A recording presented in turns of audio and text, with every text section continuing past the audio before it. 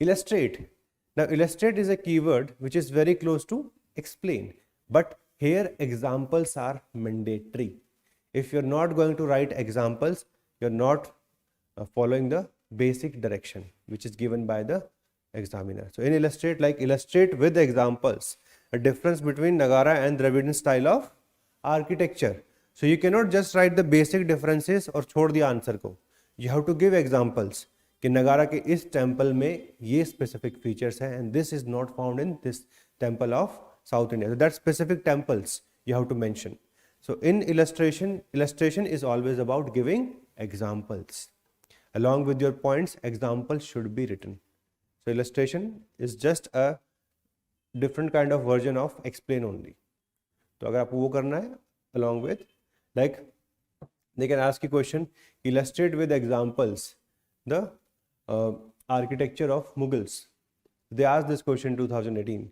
Illustration is always about giving example. Examples are going to be very important. अगर वो नहीं करते हो तो मार्क्स डिडक्ट होंगे आपके. ठीक है? So in such questions में आपके images, diagram, graph, charts, these become very important.